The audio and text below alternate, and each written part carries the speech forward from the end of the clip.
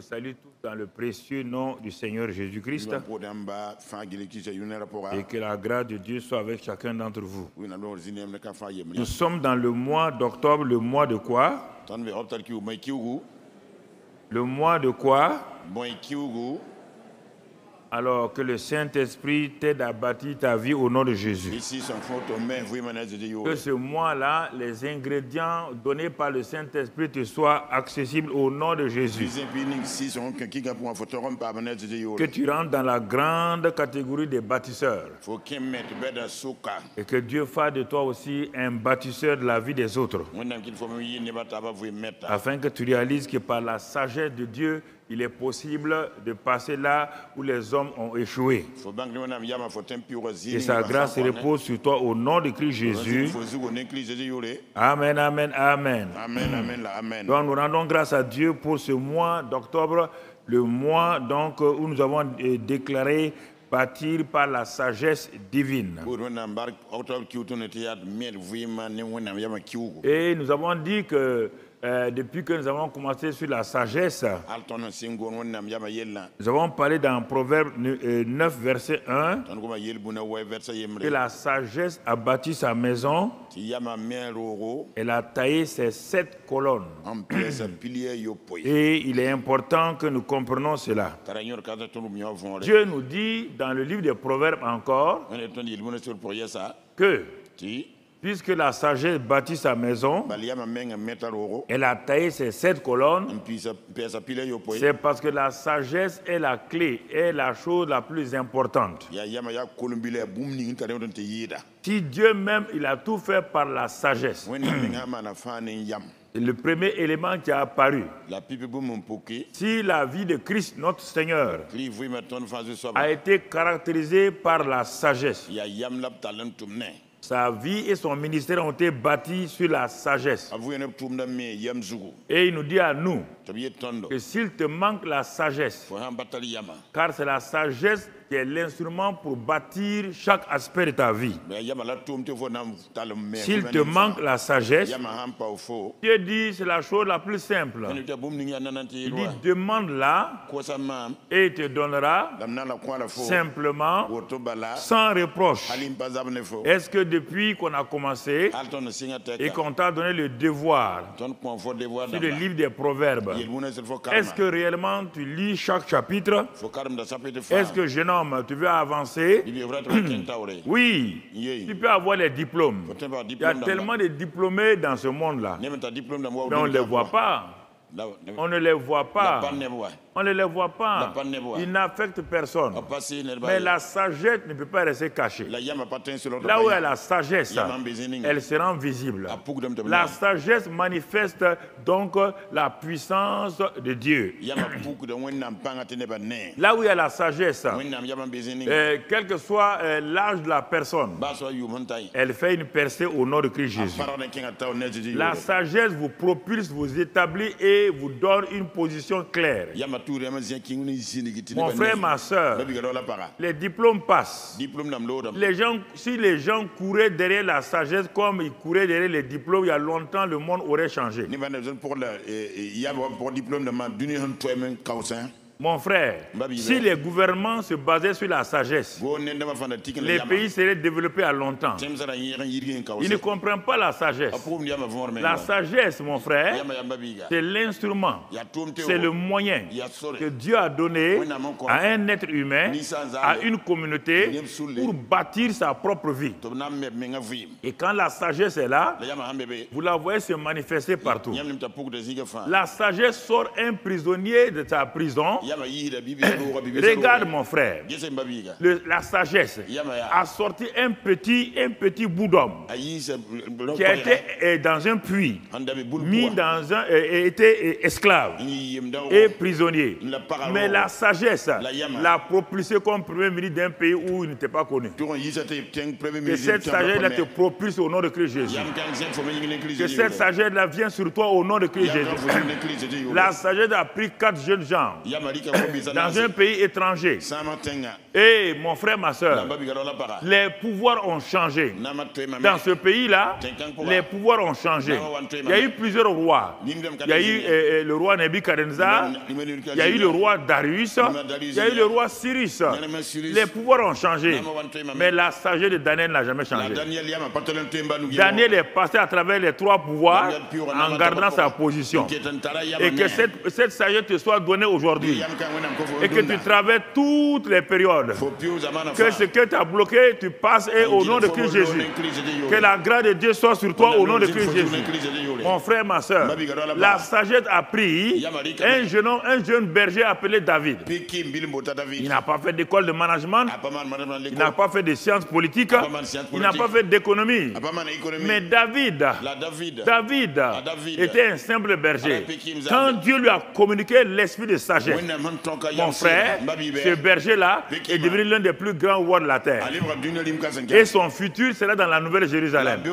Il a traversé la terre, traversé l'éternité et il reviendra sur la terre pour régner encore avec lui. Que cette sagesse te soit communiquée. Que tu aspires après cette sagesse-là. Qu'elle se développe en toi. Qu'elle se manifeste en toi. Et que tu ne manques jamais de cette sagesse. Et que les gens voient cette sagesse dans ta vie au nom de Christ Jésus. Qu'ils puissent voir la gloire de Dieu qui repose sur toi. Puisque la sagesse met la couronne sur ta tête. Que tu sois couronné. Que tu sois élevé. La sagesse met dans ta main droite. Elle met la longue vie. Elle met dans ta main gauche. Elle te met la prospérité.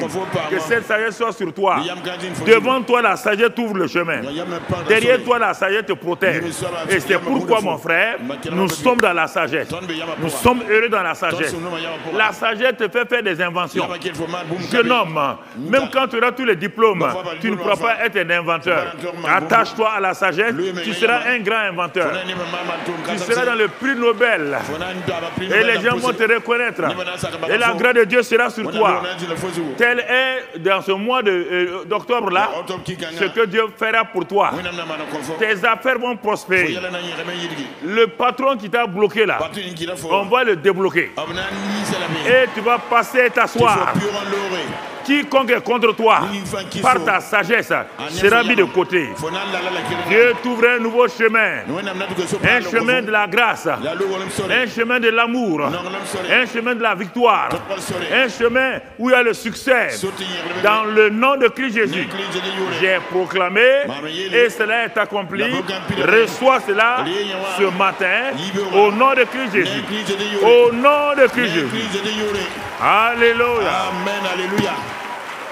Alléluia. Alléluia. Cela est accompli au nom de Jésus. Alléluia. Alléluia. Je vais te montrer maintenant comment cela est accompli, comment tu vas aller pas à pas. Cela est déjà une réalité. C'est déjà une réalité pour toi. N'aie pas peur, mon frère.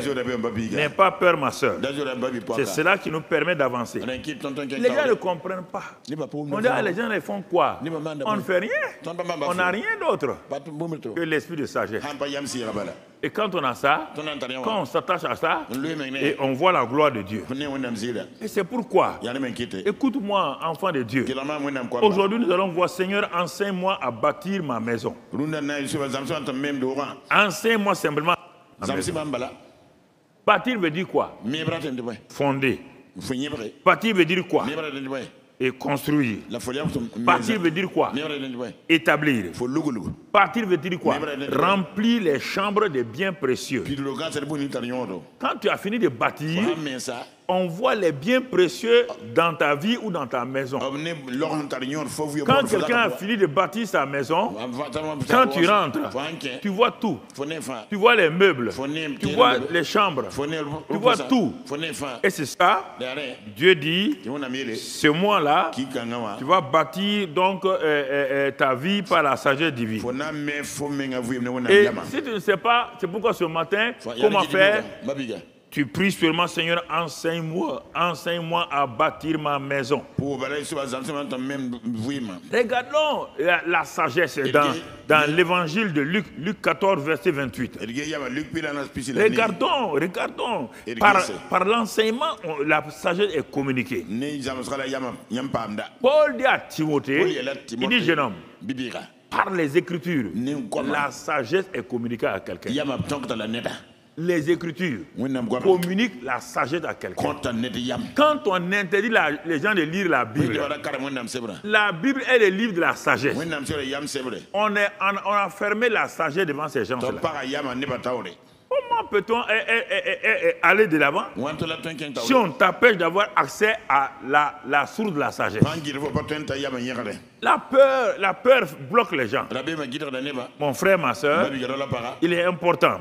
Dans ce passage de Luc 14 là, et au verset 28, il dit, car lequel de vous, s'il veut bâtir une tour, une grande tour élevée, ne s'assied d'abord pour calculer la dépense et voir s'il y a de quoi la terminer. Et la suite dit quoi?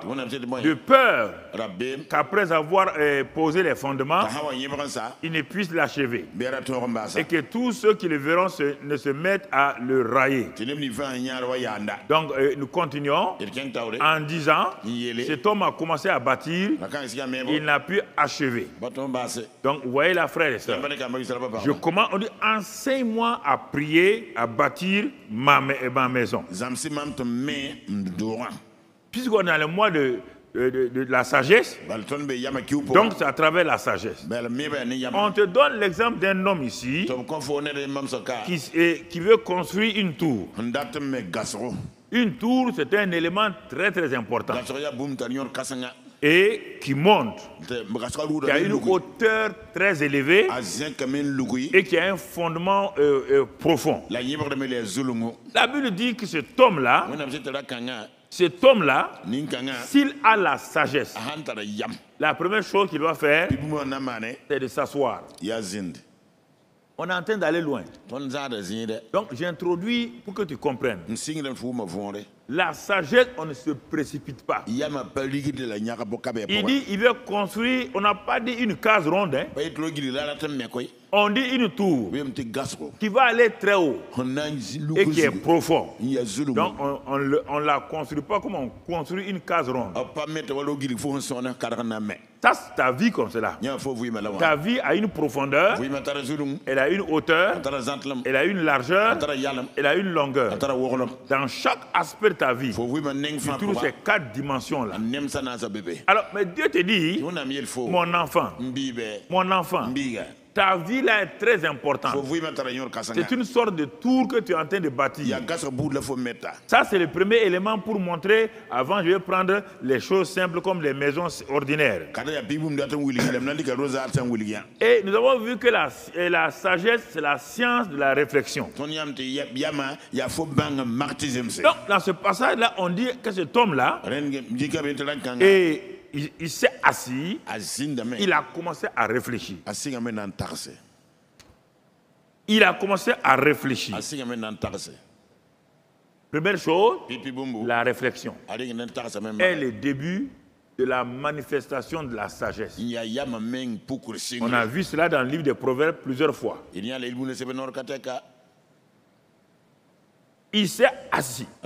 Il a examiné ce grand projet de faire une tour. Et dans sa réflexion, il s'est connecté à Dieu. Parce qu'il sait que ses pensées ne pourront pas faire cette tour-là. Il a pris les pensées de Dieu. La réflexion n'était pas basée sur combien de tonnes de sable. Non, c'était basé sur la parole de Dieu qui est la source de la sagesse. Il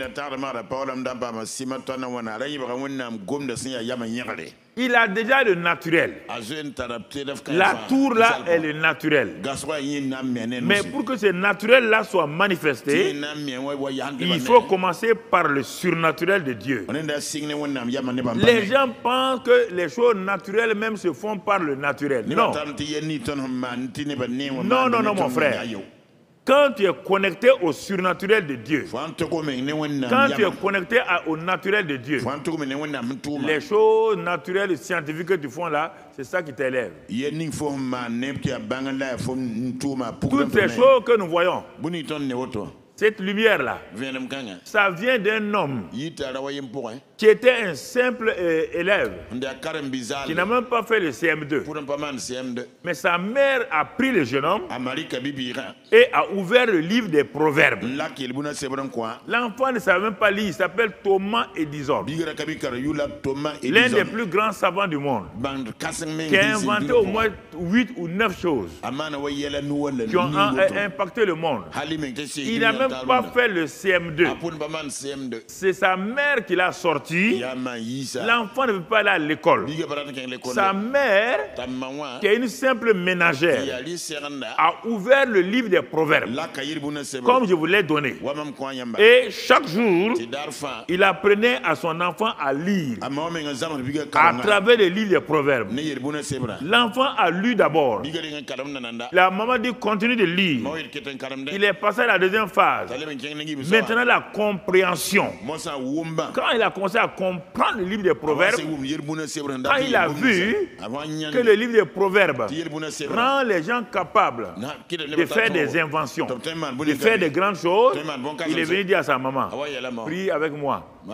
Ton livre là, tu vas voir, ceux qui sont allés loin dans les études là, je vais les dominer. Les gens croient que c'est amusant. Il dit ton livre là, c'est la source même de tout ce qu'on veut dans ce monde là. Sa maman lui a montré qu'il y a un jeune homme qui s'appelle Bezalel qui a fait comme cela. Donc Thomas Edison s'est lié à ça. Il a écouté, il a regardé. Et tout de suite là, l'esprit de sagesse est venu sur lui. Il a dit, je vais inventer le néon, l'ampoule. Les gens ont dit, il n'y a pas de néon. Il dit, non, je vois le néon. Je vois le néon en moi. Les gens ont dit, non, Thomas Edison. L'électricité là, on ne peut pas la maîtriser. C'est une simple loi. Mais toute loi, on peut la manifester en matière.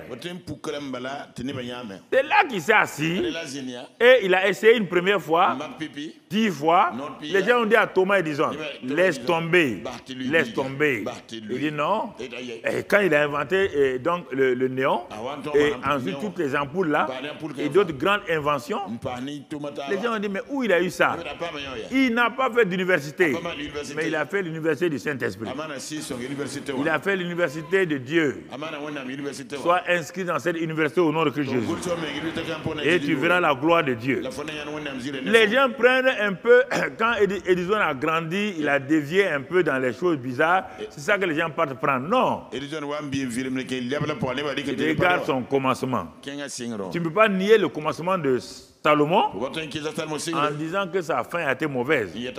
Non, ce n'est pas Dieu qui a rendu sa fin mauvaise. C'est lui-même, puisqu'il est mort avec la sagesse. Ce que Dieu lui a donné là, il ne lui a jamais enlevé. Donc tu comprends? Et puis Salomon n'est pas parti en enfer. Non, non, simplement sa vie a été écourtée. Voilà, mon frère. Il faut bien comprendre la parole de Dieu. Donc cet homme-là, il dit, je vais m'asseoir. Parce que la tour que je vais bâtir là, elle doit avoir une profondeur et une hauteur. Ta vie ne peut pas réussir si ta vie n'a pas de profondeur. Beaucoup de gens disent, ah, je vais mener telle vie. Si ta vie a toute ta vie, on ne peut pas construire un bâtiment de 20 étages avec une fondation de 1,80 m. Le bâtiment ne tiendra pas. Avant même qu'on finisse, le bâtiment va s'écraser. La vie d'un homme commence dans la profondeur de l'amour de Dieu. La vie d'un homme commence dans la profondeur des choses divines.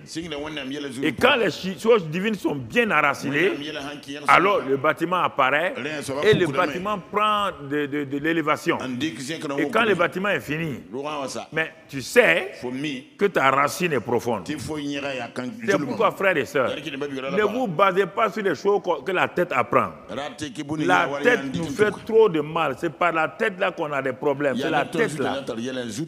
La tête là, c'est elle qui crée des problèmes aux gens.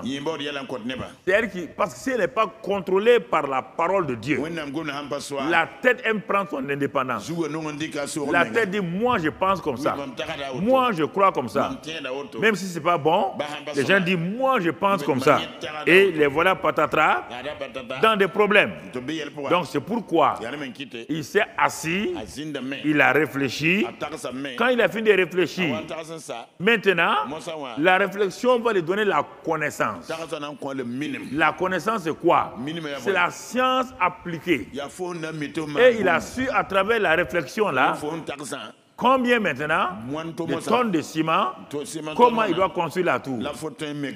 Si la sagesse est là, elle va faire venir l'intelligence et la connaissance.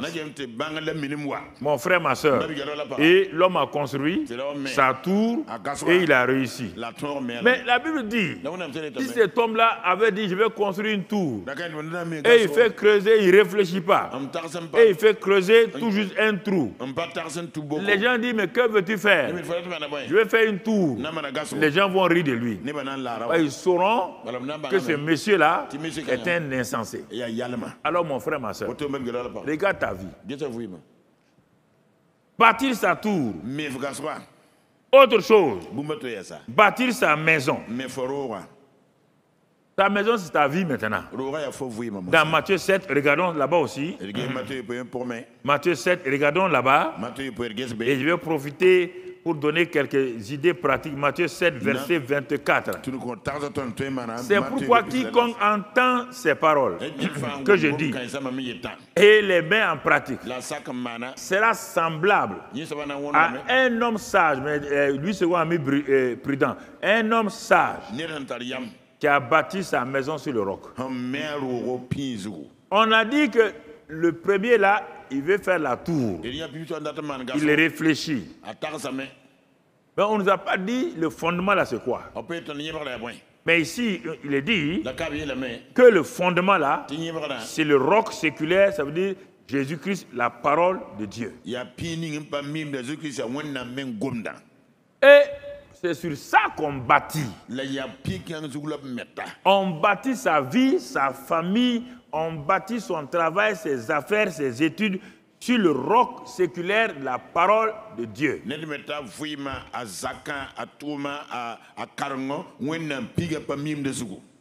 Il n'y peut pas avoir de sagesse sans la parole. La parole de Dieu est la source de la sagesse. Mais attention maintenant, on n'a pas dit parole, lire la parole. Non mon frère, non ma soeur. La parole de Dieu, quelle est sa place? Allons lire dans Jacques, après Hébreu, on a Jacques 1, verset 21. Jacques 1, verset 21. Regardons quelque chose concernant la parole. Il dit, c'est pourquoi nous devons rejeter toute souillure et tout excès de malice et recevoir avec douceur la parole qui a été plantée en nous et qui peut sauver nos âmes. Il dit, cette parole que nous avons reçue, jeunes gens, écoutez-moi. On ne te demande pas de lire la parole, on te demande que la parole a été enracinée. Toute parole non enracinée ne peut pas réussir. Si tu vas sur la parabole du semeur que Jésus a donnée, sur les 4 champs, il y a un seul champ qui a été productif. Par la semence n'a pas pu avoir sa place. La semence n'a pas pu grandir.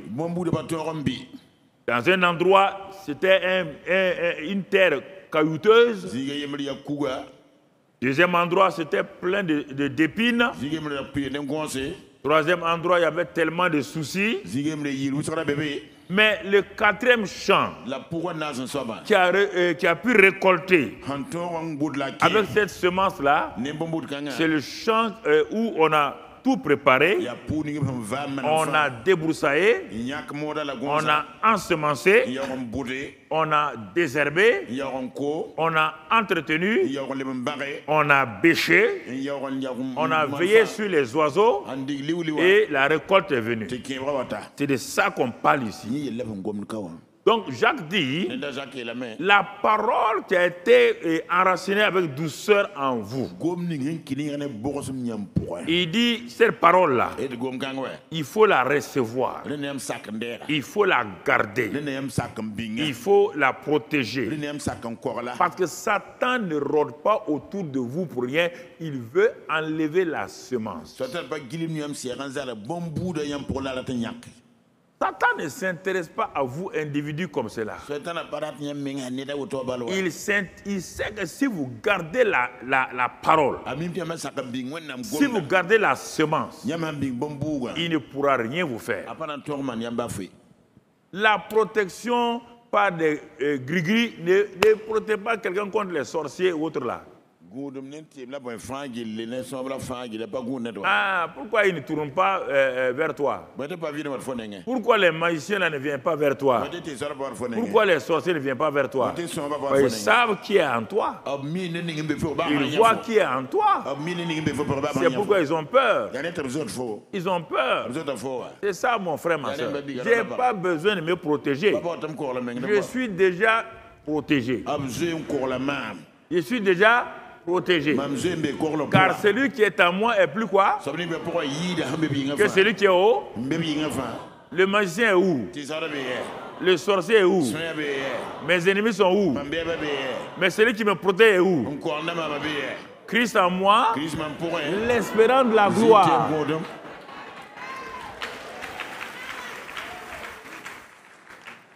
Christ en moi, l'espérance de la... Écoutez, frère, ce qui a enraciné là, c'est difficile de l'enlever. Écoutez la parole, mais ne soyez pas des auditeurs oubliés.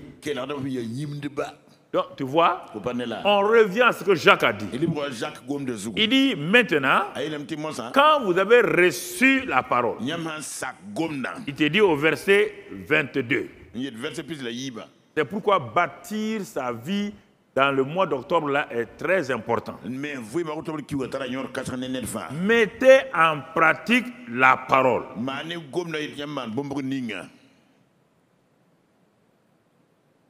Ceux qui lisent Proverbe 1, Proverbe 2, Proverbe 3 là, et qui ne mettent pas régulièrement en pratique, n'auront rien à la fin des 31 jours.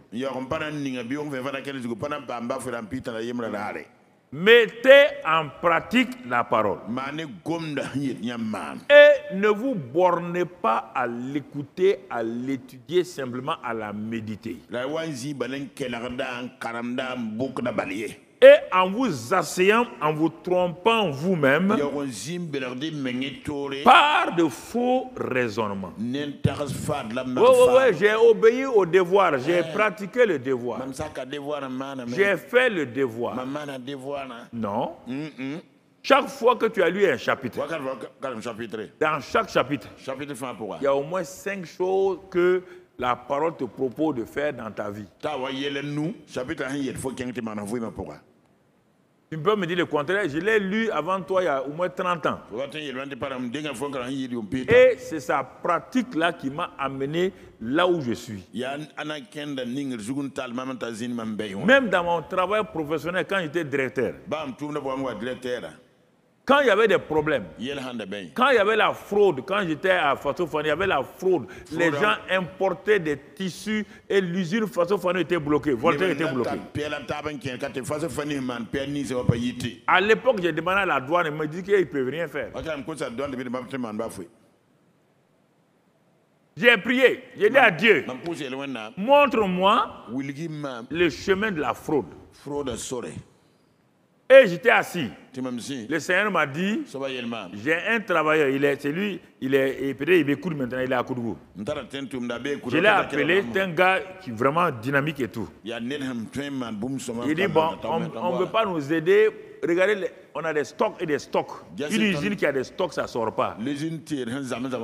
Et des fraudeurs amènent des tissus importés de partout. On dit qu'on ne sait pas d'où ça vient. Moi, je saurais où ça vient. J'ai dit, j'ai prié. J'ai dit à mon agent là, viens, on va te donner un ordre de mission. Dieu m'a dit que c'est vers la frontière du Togo. Je vais partir là-bas. Quand tu vas partir là-bas, assois-toi. Tu verras les camions là passer. Quand ils vont passer, ils vont aller dans la région là-bas. Donc la ville de fraude là. Voilà. Vous connaissez son nom, vous connaissez son nom. Voilà. Quand ils vont aller là-bas, rentre dans le camion là. Mais habille-toi mal, hein. Habille-toi, parle comme leur langage. Quand ils parlent comme ça, toi tu parles comme ça. Ne laisse pas qu'ils sachent que tu es un agent de choses. Hein. Habille-toi comme eux. Ils ne portaient que des chemises pantalons, mais mets-toi fourria. Assois-toi. Quand ils parlent, toi tu parles. Et il a fait ça. Il dit, mais après, on va voir ce qui va se passer. Quand il est rentré dans le camion, arrivé à un endroit en brousse, les gens avec vélo sont venus. Ils ont déchargé tous les camions pour les mettre sur des vélos. Les tissus là, pour rentrer, venir vers Ouaga maintenant. Sur des vélos. Il y a un autre endroit, lui aussi il a pris son vélo. Un autre endroit, ils sont venus encore. Pour la rentrée à Ouagadougou, là, ils ont un endroit. Et ils se font même, c'était terrible, hein? Et ils se font conduire par des gens habillés. Des gens qui auraient dû protéger, ce sont eux qui les conduisent jusqu'au grand marché. Le grand marché. Et c'est à 2 h du matin qu'on part décharger tous ces tissus là-bas. Quand j'ai eu ça, à l'époque, j'ai appelé la douane. Voilà les circuits. Vous ne pouvez pas. Si vous voulez, vous suivez. Si vous voulez, vous ne suivez pas. Mon agent est là. C'est ainsi qu'ils ont pu nous aider pour arrêter beaucoup. Et on a pu déstocker plusieurs fois. Quand on est devant un problème, tu veux construire une tour. Tu es devant une tour. Tu es devant Jéricho. On fait comme Josué. Arrête-toi. Attends que la sagesse te soit donnée pour le problème. Vous vous précipitez. On va faire ça. On va faire ça. Ça, c'est la sagesse purement naturelle. Il y a des gens qui sont plus sages que toi, naturellement. Mais la sagesse surnaturelle te rend dominateur. La sagesse surnaturelle te permet de voir ce que les autres ne voient pas. Ce que les autres ne voient pas. Tu comprends? C'est cela. Il dit, bâtir sa maison. Bâtir sa maison. Il dit, mais il a écouté la parole et il doit garder ça au fond de lui. Mais si après, il dit, la parole est comme un miroir. Si après cette regardé dans un miroir, regardez frères et sœurs, quand tu refuses la sagesse là, tu deviens un insensé. On te dit ici, si quelqu'un écoute la parole et ne la met pas en pratique, pour que tu comprennes, on te dit maintenant, tu ressembles à quelqu'un qui s'est levé le matin. Et comme tu t'es réveillé, ton visage est sale. Il y a la salive partout. Tes cheveux sont mal peignés. Et tu vas au miroir. Tu entends?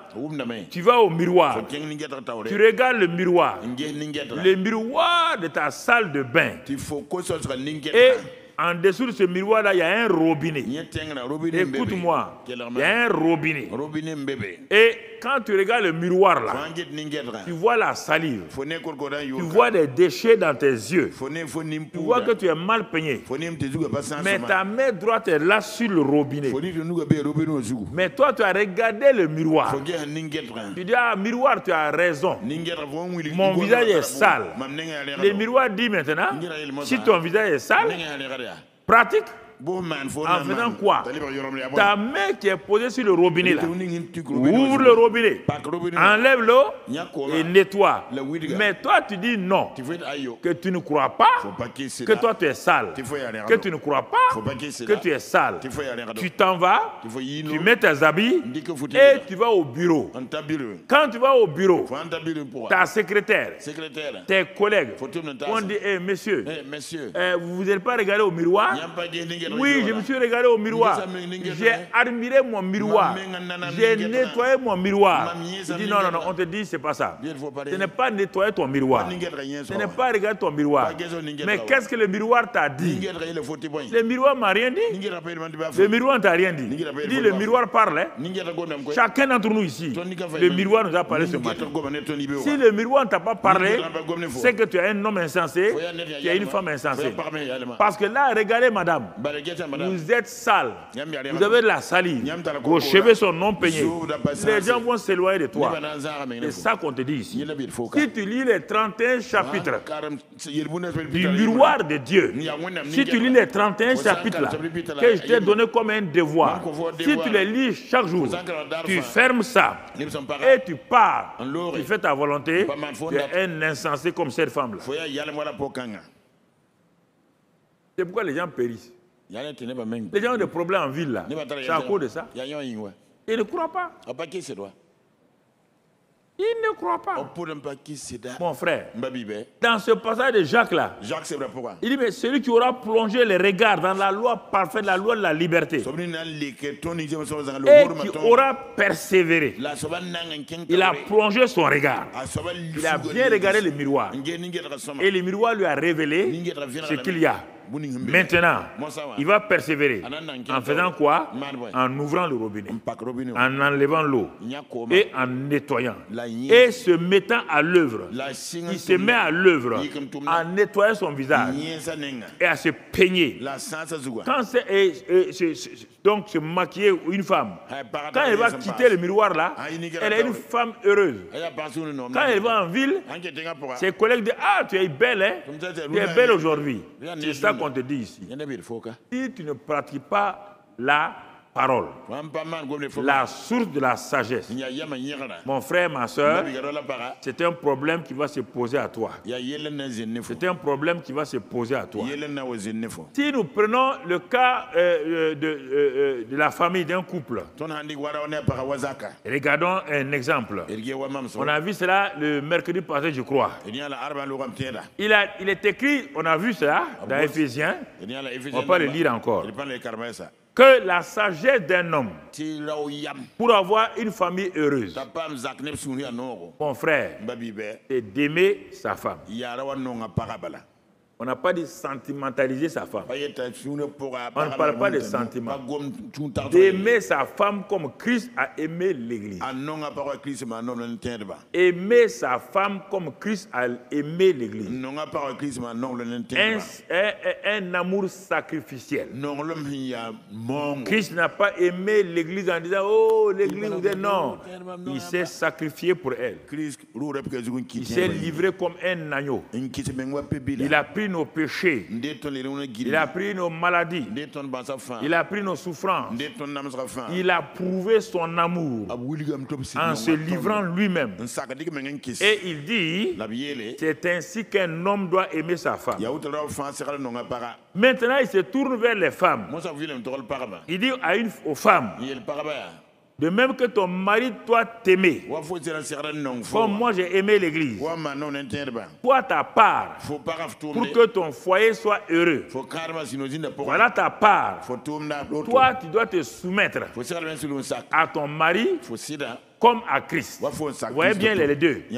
On a dit l'homme doit aimer comme Christ a aimé. On dit que la femme doit se soumettre comme Christ, l'Église est soumise à Christ. Vous comprenez les mots? Dieu dit à la femme, soumets-toi à ton mari. Ça veut dire veille sur ton mari. Regarde ton mari. Prends soin de lui. Parce que l'amour du mari, il est le toit.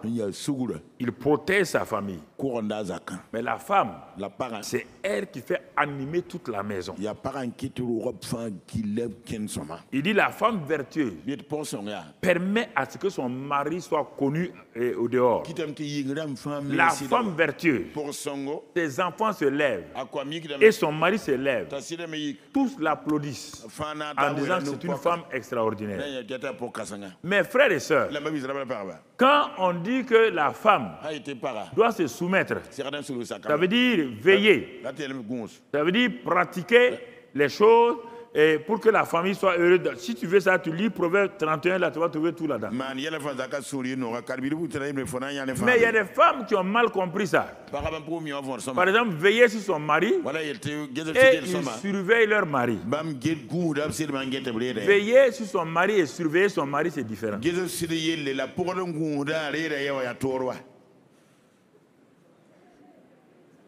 Vous m'entendez?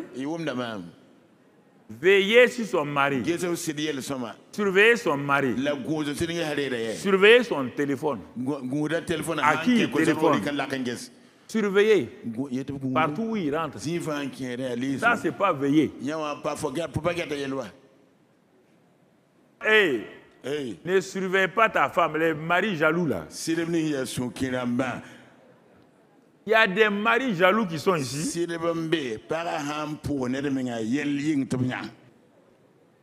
Leur femme ne peut même pas sortir 10 minutes. Où tu es parti même? Et dès qu'elle est partie acheter des gombo, non, où tu es parti? Acheter gombo là, ça ne doit pas faire 40 minutes, non? C'est ça. Donc vous voyez, le foyer ne peut pas être heureux quand on se surveille l'un et l'autre. Jamais. Par la surveillance veut dire méfiance. Surveillance veut dire suspicion. Surveillance veut dire beaucoup de choses. Pas de confiance. Veille sur ta vie. Veille sur ton mari. Veille sur ta femme. Veille sur tes enfants. C'est ça que Dieu dit. Et si tu fais ça, ça c'est la sagesse qu'on a vu mercredi. Quand vous écoutez un passage, la prière ne peut pas changer un mari. La prière peut convaincre un mari de pécher. Il faut prier, Seigneur, convainc cet homme-là. Donne-lui, devant les tentations, qu'aucune tentation ne domine sa vie. Que devant toute tentation, il est la réaction de Joseph. Il est la réaction, donc, vous comprenez? C'est comme ça qu'on prie. Et cette prière-là va être entendue par Dieu. Parce que tu es en train de veiller. Veiller. Veiller. Tu veilles sur tes enfants. Ils sont sortis. On ne sait pas où ils sont partis. Ah Seigneur, je te confie chacun de mes enfants là. Tu as donné des enfants pour je te les confie. Seigneur, que là où ils veulent s'approcher des tentations, que réellement les anges que tu as placés autour d'eux là, que les anges les avertissent, que le Saint-Esprit parle à leur cœur. Car j'ai prié pour chacun d'entre eux pour qu'ils fassent ça. En ce moment-là, Dieu va continuer. Sauf si l'enfant même rejette Jésus et décide de faire ce qu'il veut, là même Dieu ne peut rien. Mais si c'est dans les tentations, Dieu peut garder ses enfants-là, ses garçons et ses filles-là, du mal. Parce que parfois, ils vont dans des endroits, ils ne savent pas qu'il y a un danger là-bas. Le Seigneur va les garder. Le Seigneur va les protéger. Quand tu mets le sang de Christ Jésus sur eux, partout où ils vont, le Saint-Esprit va se charger de tout cela. Il va les garder. Il va les protéger. Et quand ils sortent sur leur moto, sur leur voiture, il faut dire que le Seigneur t'accompagne. Il faut dire à l'enfant que le Seigneur te garde à ton aller et à ton retour. Il faut dire que le sang de l'agneau te protège partout où tu vas aller. Dans cette circulation de Ouagadougou, de Bobo de Lasso, d'Abidjan là, que le Saint-Esprit veille sur toi et que le sang de Christ Jésus soit ta protection. Chaque jour, il faut faire ça. Chaque jour, il faut faire ça. Chaque jour, il faut faire ça. Et une maman faisait ça pour ses enfants. Et un jour, son enfant a amené ses amis à la maison. Ils ont causé, la maman les a laissés et puis maintenant, l'enfant devait sortir à ses enfants, avec ses camarades. Bon, la maman ne voulait pas déranger l'enfant devant ses camarades. Comme ce sont ses camarades, ils ne sont pas tous chrétiens. Mais quand les enfants devaient sortir, l'enfant est revenu. Il dit, mais tu es quelle maman? Tu as oublié aujourd'hui de prier, de me dire, je ne voulais pas te déranger avec tes amis. Comme ils sont, il a dit non. Il faut mettre le sang. Comme tu as l'habitude de faire là. Prie encore. Parce que nous avons vu que nous avons échappé à beaucoup de choses. On ne peut pas te dire, maman, ce qu'on a vécu parce que les mamans auront peur. Mais on a vécu beaucoup d'expériences négatives, mais on sait que c'est ta prière là que tu as faite pour nous là. C'est ça qui nous a gardés. Donc la sagesse pratique ici, c'est de veiller, de proclamer. La sagesse est tellement pratique, c'est le moyen de succès, de victoire. Ce n'est pas la peine de te coucher et soupirer, où se trouve ma fille, se trouve mon fils maintenant, soupirer, ça ne donne rien.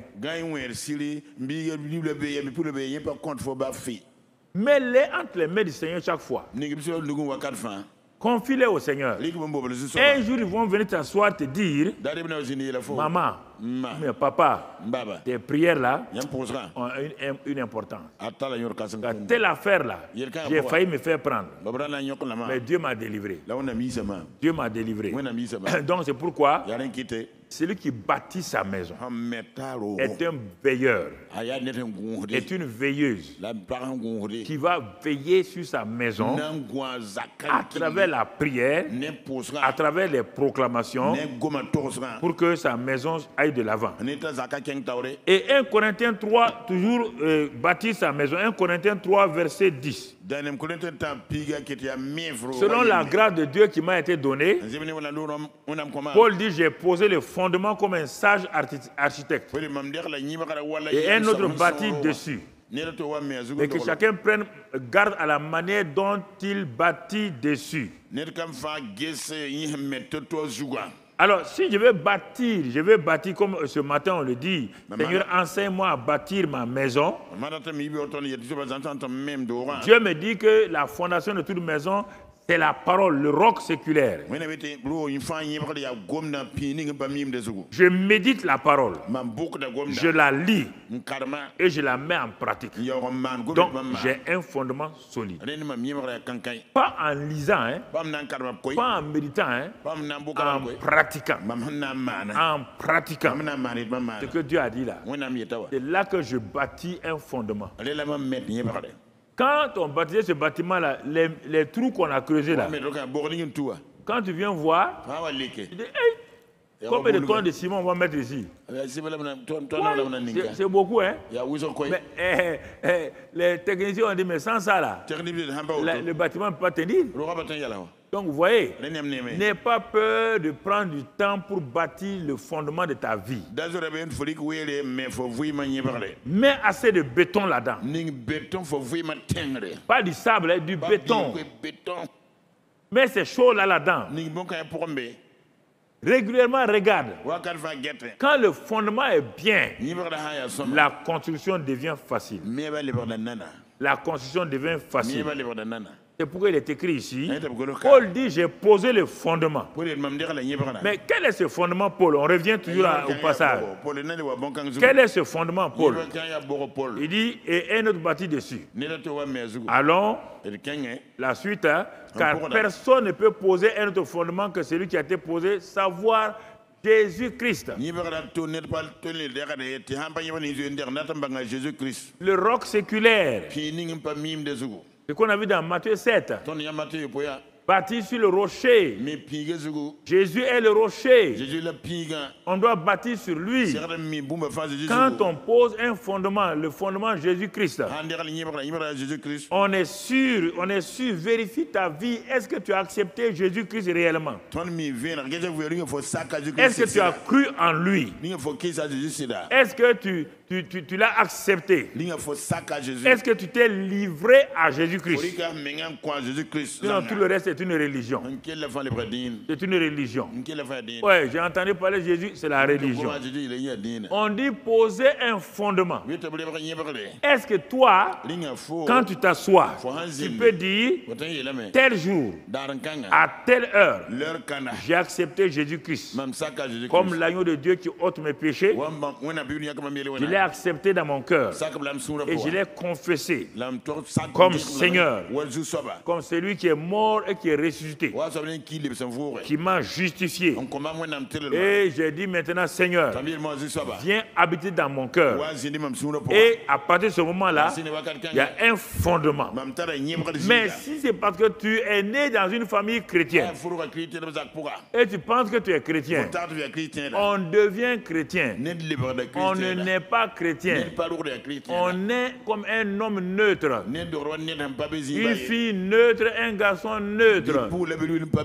On devient chrétien. On ne naît pas chrétien. Il faut arrêter ça. On devient chrétien en croyant en Jésus-Christ, en le confessant comme notre Sauveur et Seigneur. C'est pourquoi quand les gens disent qu'ils sont nés chrétiens, regardez les 15 ans plus tard, à l'âge de 15 ans, ils abandonnent Dieu. Ils ont le christianisme comme une simple religion. Noël, Pâques, ou s'il y a décès, ou s'il y a baptême, c'est fini. Mais ils ne vivent pas la vie chrétienne. Non. Un morceau de bois dans l'eau ne deviendra jamais un caïman. Non. Non. Le caïman est né caïman. C'est la même chose. Par la nouvelle naissance, on est né dans le royaume de Dieu. Moi, je n'étais pas chrétien. Je suis fils de musulmans. Et mon papa était voyou. Donc, on ne connaît pas ce que le mot chrétien veut dire. Et c'est quand j'ai entendu l'évangile en France. J'ai écouté l'évangile. J'ai dit, monsieur là a quelque chose qu'il dit là que moi je n'ai pas.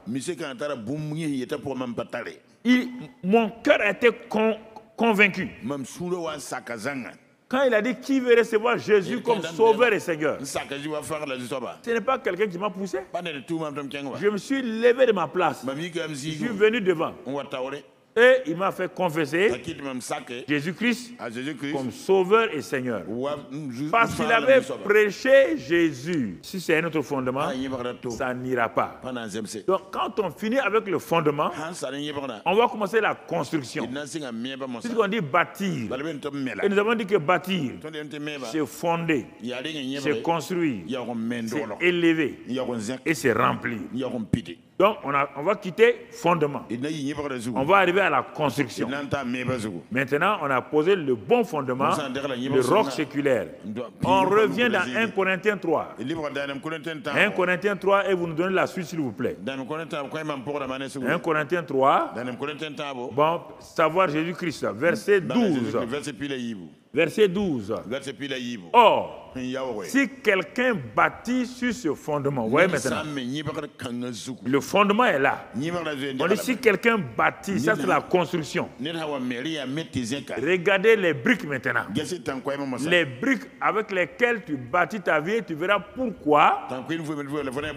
Les briques là, il dit avec de l'or, de l'argent, des pierres précieuses, du bois, du foin, du chaume. 6 choses. 3 de chaque côté. Jeunes gens, père, mère, écoutez-moi. On te dit que le fondement est bon. Mais on te dit de construire. Quelles sont les briques? La parole de Dieu nous montre 2 sortes de briques. Ces 2 sortes de briques là, il dit ces 2 groupes de briques là. Donc, et maintenant il y aura, on va lire pour bien comprendre. Et la suite qui vient. Donc, donnez-nous la suite, s'il vous plaît. L'œuvre de chacun sera manifestée car le jour la fera connaître.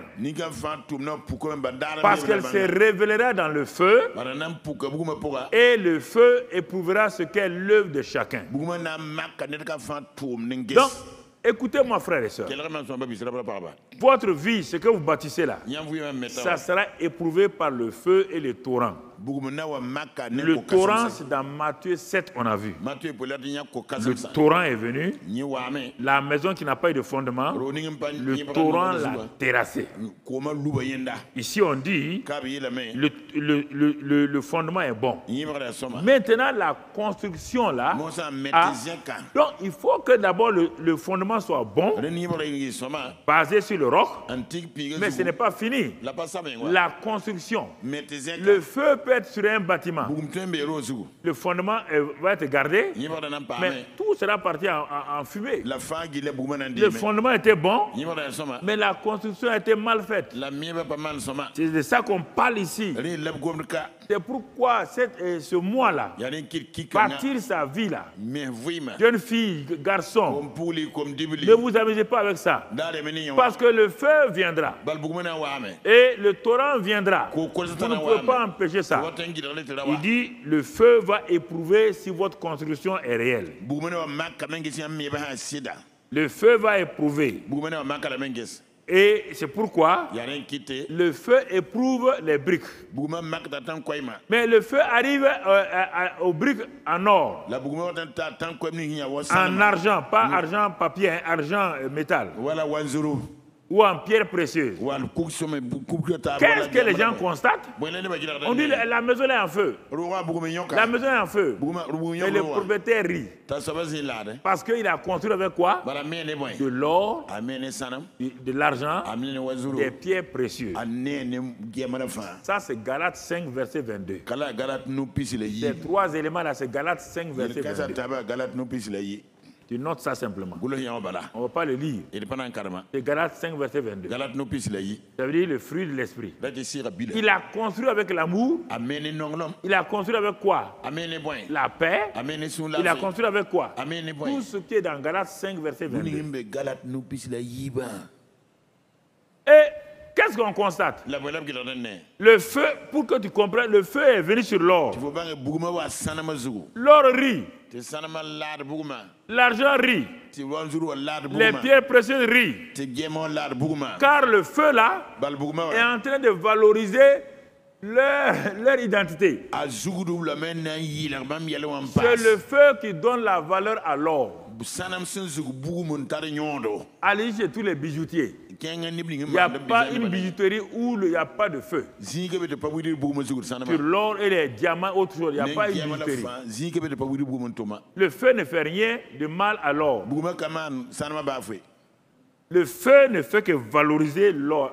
On arrive à purifier tout, à séparer les métaux vils avec l'or.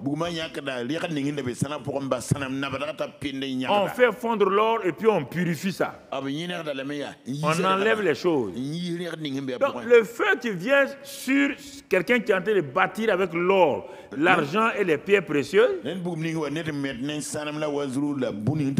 feu de l'épreuve est en train de mettre en valeur toute sa vie et ce qu'il est en train de faire dans son travail. C'est pourquoi, frères et sœurs, tes affaires sont bâties avec quelle sorte de briques? Ton travail est bâti avec quelle sorte de briques? Ta famille est bâtie avec quelle sorte de briques? C'est ça qui est important. On dit, ah, ça c'est arrivé. Non, regarde bien, les briques qui ont été utilisées pour bâtir cette maison-là, cette famille-là, ne sont pas de bonnes briques. C'est quelles sont les briques? Le bois, le foin et le chaume. Ça c'est Galates 5.19. Ça c'est Galates 5.19. Les œuvres de la chair ne peuvent pas tenir devant le feu. Alors jeunes gens, la sagesse est là devant vous. Je suis en train de mettre la sagesse entre vos mains. Si vous voulez, vous utilisez l'or, l'argent et les pierres précieuses, votre vie, votre famille, vos affaires, votre travail, votre futur, votre destinée va passer et elle sera manifestée. Mais si vous pensez qu'il y a la voie de la facilité, la voie de la facilité, c'est le bois. Construire toute sa maison en bois. Et mettre du foin. Et ensuite du chaume. Le feu qui vient là, ça là, ça devient l'élément pour le feu. Au contraire, ça va activer le feu. Regarde ta vie là où tu es actuellement. Même sans aller loin. Regarde ta vie. Pourquoi tu passes certains problèmes? Parce que tu n'as pas été sage. Tu n'as pas été sage dans tes décisions. Tu n'as pas laissé le Saint-Esprit te rendre sage. Et à cause de ça, tu as perdu beaucoup de choses. Tu as perdu beaucoup de choses. Dans ton travail, dans tes investissements, tu es parti prendre des bouquins sur les investissements, sur ceci ou cela. Mais Dieu tu n'as pas demandé à Dieu, est-ce qu'il faut faire ça? Ah, je vais changer un travail. Le travail qu'on m'a proposé là, il semble être bien. Est-ce que le travail là pourra résister au feu? Est-ce que le fondement est bon? Est-ce que les briques de construction sont bonnes? Ah, je vais me marier. Est-ce que ton garçon avec qui tu veux te marier là, c'est un garçon or, argent, pierre précieuse, ou c'est un garçon bois, foin et chaume? À la première épreuve, il s'en va et te laisse. Il va gâcher ta vie totalement. Tu ne sais pas qu'il y a des garçons comme ça, des garçons bois, chaume et foin. Le prochain garçon qui veut venir te voir, demande-lui, tu es garçon quoi? Demande-lui, c'est moi qui te dis ça. Ils sont nombreux les garçons bois, foin et chaume. Demande-lui ça. Parce qu'au premier feu, il est parti. Au premier feu, il est brûlé. Et il te brûle avec lui. Où tu es garçon, or, argent et pierres précieuses. Est-ce que tu vas résister au feu? Est-ce que tu vas résister quand parfois il y aura des difficultés? Ah, voilà la question. La question n'est pas de se marier, d'avoir une bénédiction à l'église. La question est avec ce que... Si on bénit le bois, le feu s'en fout. Le feu va brûler le bois.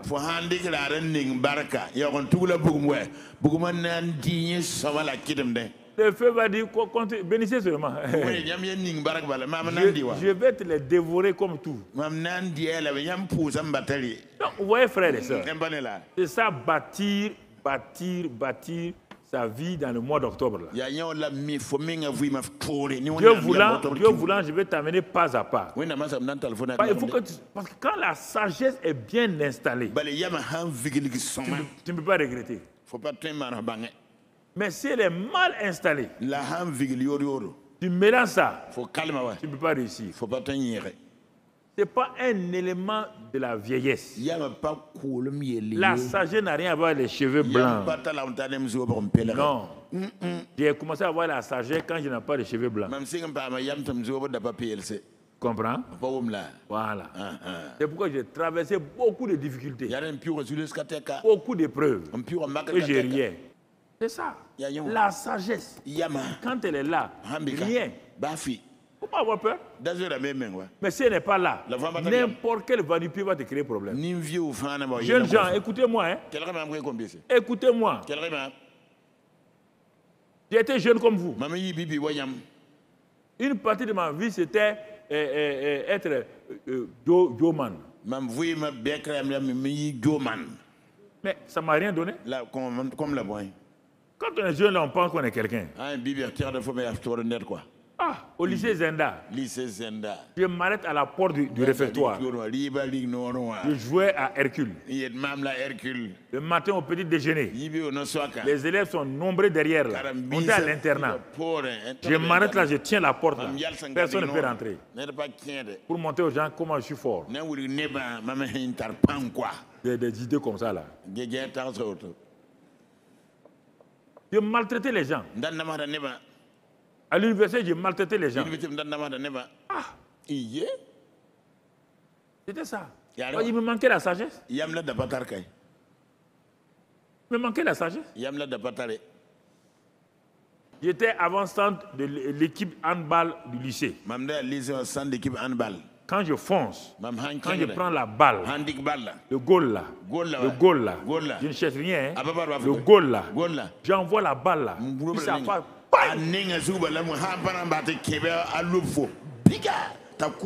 Quand je descends la prochaine fois, le gars se cherche. Je mets les buts là seulement. C'était un manque de sagesse. Ouais. Quand Dieu m'a donné la sagesse, ce n'est pas une affaire qu'on achète au marché.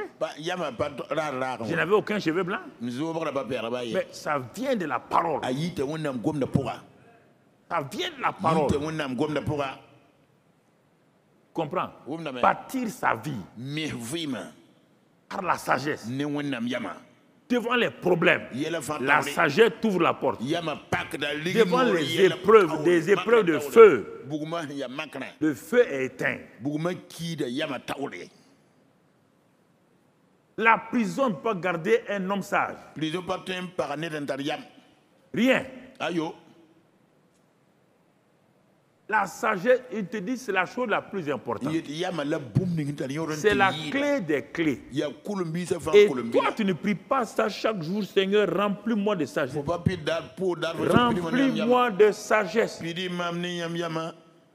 Tu me dis, donne-moi ça, donne-moi ça. On te dit, même l'argent là, si tu as la sagesse, l'argent va te chercher. On dirait que si tu as la sagesse, les biens précieux vont te chercher. Toi, tu laisses la sagesse, tu cherches de l'argent. C'est pourquoi tu fais tous les compromis pour avoir l'argent. C'est pourquoi tu mens pour avoir l'argent. Celui qui a la sagesse là, il ne ment pas pour avoir l'argent. L'argent le suit.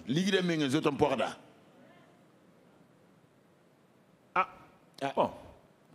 Vous êtes avec moi? Si je vous ai menti, vous pouvez le dire aussi. Je ne parle pas des autres. Certains croient que je parle au hasard. Mais pourtant, ils me voient. Tu comprends? C'est important. On va terminer rapidement par deux exemples parce que le mercredi prochain, Dieu voulant, on va commencer à faire bâtir, comment les autres ont bâti leur vie. On va voir ça, Dieu voulant, le mercredi prochain. Mais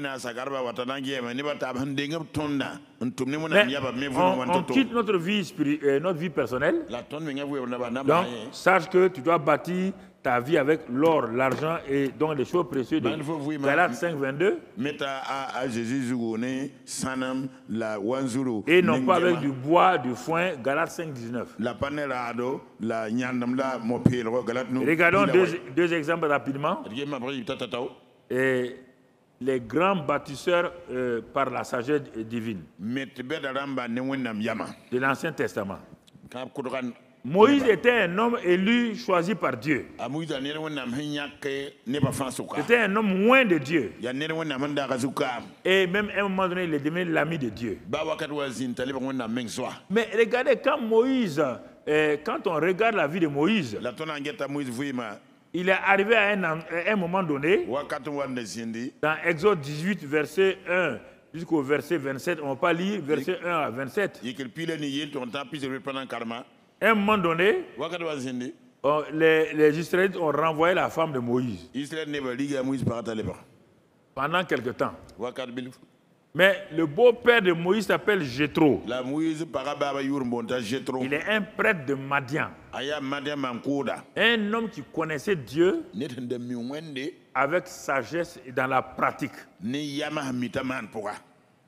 Et mais Moïse était un homme loin. Un homme qui fait des miracles.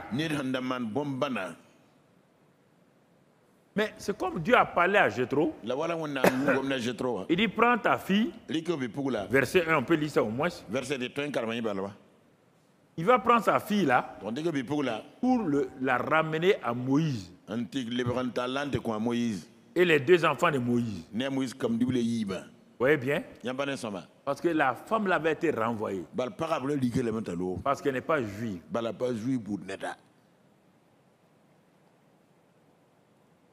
Comprenez? Maintenant, quand Jéthro est parti, il a trouvé que son beau-fils avait des problèmes. Ils étaient dans le désert, ils ne sont pas montés encore sur le mont Sinaï. Et Moïse se débattait pour organiser le peuple, pour avoir une vie correcte.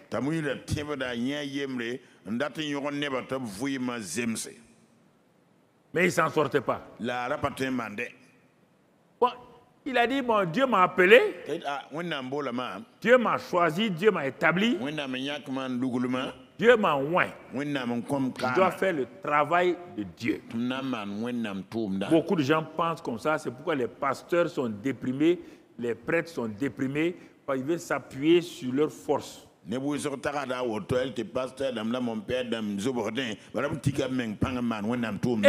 Moïse était dans ce cas-là. Non seulement sa femme n'était pas là, ses enfants n'étaient pas là. Maintenant, il s'efforce. Mais il y a une débandade dans l'assemblée. Quand Jéthro est arrivé, il s'est assis pendant une semaine. Il a regardé son beau-fils. Après, il l'a appelé. Il dit, viens ici avec tes anciens. Je vais te communiquer la sagesse divine. Tu as l'Esprit de Dieu, mais tu n'as pas su que l'Esprit de Dieu manifeste la sagesse divine. Tu as cru que l'Esprit de Dieu seulement c'est pour faire des miracles, des signes et des produits. Écoutez-moi, jeunes gens, vous voulez les signes, des miracles et vous rentrez à la maison, vous détruisez votre foyer. Ça sert à quoi?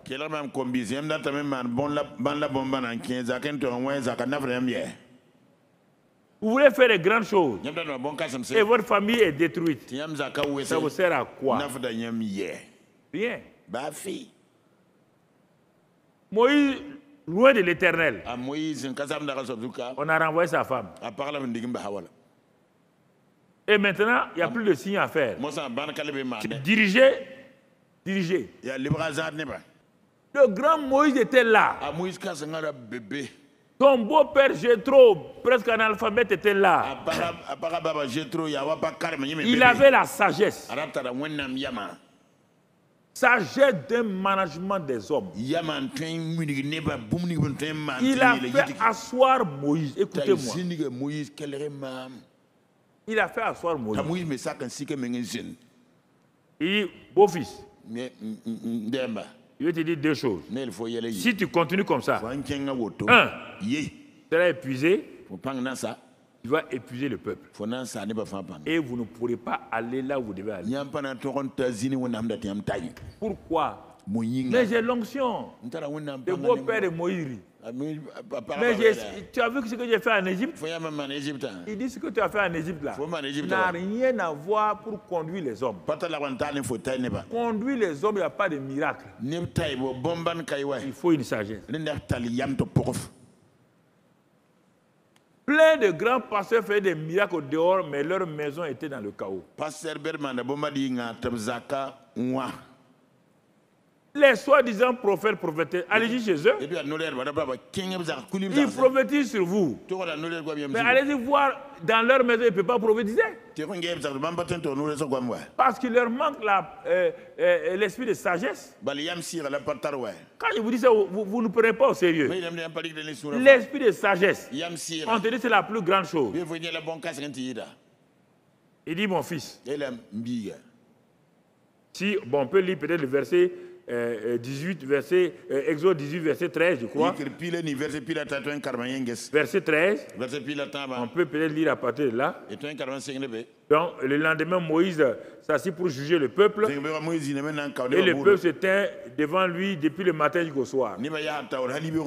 Est-ce qu'on peut avancer avec ça? Les femmes n'arrivent pas à préparer. Elles attendent leur tour. Les hommes ne peuvent pas travailler. Ils attendent leur tour. Les enfants ne peuvent pas bouger. Ils attendent leur tour. Ça peut aller? Ça peut aller? Quand on vous confie un travail, demandez la sagesse. C'est pourquoi Dieu vous envoie toujours des mentors. Si vous n'écoutez pas vos mentors, si vous n'écoutez pas vos autorités spirituelles, vous allez tous échouer. Et vous trouverez sur les carreaux. Ici, là, c'est dit doctorat, PhD ne fonctionne pas ici. Je suis un intellectuel comme toi. Je ne fonctionne pas par diplôme. Dans le royaume des cieux, le seul diplôme, c'est le diplôme de la sagesse. Et le conducteur, c'est le Saint-Esprit. Et le moyen par absolu, c'est la parole de Dieu. Quelle est la sagesse? Regardez Jéthro. Il est en train de donner une leçon au grand Moïse, l'intellectuel Moïse, le savant Moïse, l'officier supérieur de l'Égypte, le futur pharaon de l'Égypte, formé dans la sagesse de l'Égypte. Il a été formé dans le management militaire, management civil, formé dans tout ça. Mais incapable d'organiser le royaume des cieux pour atteindre son but. Jéthro, un simple prêtre, qui a à Moïse, qui a l'onction de Dieu. Mais mon beau-fils, il manque la sagesse. Je suis en train de vous donner les choses précieuses de mon cœur. On t'est capté à ça maintenant. Ok. Tu comprends? C'est des choses importantes. Les départements, tout le monde, les pasteurs, les évangélistes. Parfois, vous croyez en vous-même. Vous croyez que vous avez l'onction, vous avez ça. C'est pas ça. Il a dit à Moïse, tu vas diviser en groupes spéciaux. C'est là-bas que j'ai pris pour commencer le centre d'évangélisation. C'est ce que Jéthro a dit là. Quand j'ai commencé à enseigner, j'ai commencé la première église ici. Dieu m'a dit, retourne à ce que Jéthro a dit. Groupe de 100, groupe de 50. Et chaque groupe a son rôle. Chaque groupe a ses chefs. Ils vont régler leurs problèmes dans leur cellule, dans leur groupe. Quand ils vont régler ça là-bas, ils vont porter ça au niveau supérieur. Et après ça, tu vas avoir autour de toi un conseil des 70. 70 personnes de qui j'ai pris ton esprit pour mettre sur eux. Ah, vous entendez? Les 70 anciens là, c'est l'esprit de Moïse qui était sur eux. Pour qu'ils pensent de la même manière, qu'ils parlent de la même manière. C'est ça que je suis en train de faire avec vous. Il dit tu n'arriveras pas. Hein? Et les gens n'arriveront pas. Tu es incapable d'arriver sans la sagesse. Tu es incapable d'arriver sans la sagesse. Vous et moi, nous sommes incapables d'être ce que nous sommes dans le royaume sans la sagesse de Dieu. Pas vous leurrer. Prends ça au sérieux. C'est pour toi. Moi, je suis déjà arrivé. Ce n'est pas pour moi. Comprenez? Ah, quand il a fini, Josué, Jétro est parti. C'est avec ça que Moïse a conduit jusqu'à arriver à Kades Barnea. Vous avez vu? Il a commencé à mettre les gens sur place, organiser la sagesse. Je vais m'arrêter là. Parce que tout ce que David a fait, Dieu voulant. Donc,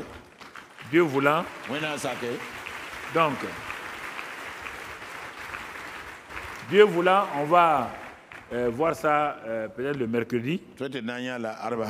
Comment bâtir pratiquement. Que la grâce de Dieu soit avec vous. Que sa paix soit sur vous. Qu'il fasse de vous des bons bâtisseurs. Bâtisseurs de votre vie personnelle. Que vous preniez ces choses-là au sérieux. Et Dieu va vous aider. La grâce va vous aider. Au nom de Jésus-Christ. Amen. Amen.